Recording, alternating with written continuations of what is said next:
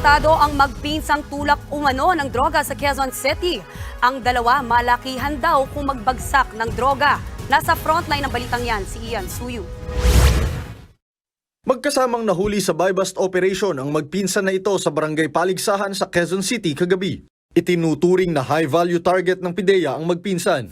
Nakuha mula sa mga suspect ang nasa 1 kilo ng hinihinalang shabu na tinatayang nagkakahalaga ng 6.8 million pesos. Sa investigasyon, lumalabas na galing pang Mindanao ang dalawang suspect. Yung isa sa suspect natin, according sa info na na-receive natin, is elected official to.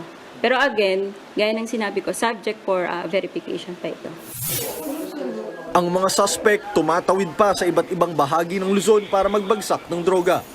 Ang market na sinabi niya, kung saan ito mga nagbebenta is dito sa NCR, north and southern part ng NCR.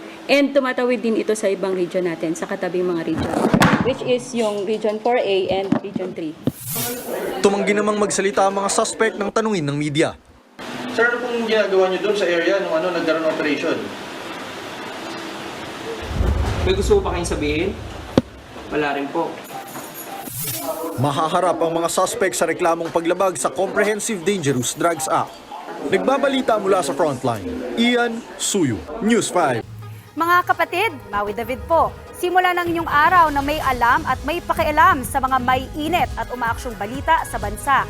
Para maging una sa balitaan, mag-subscribe at mag-follow sa social media pages ng News 5.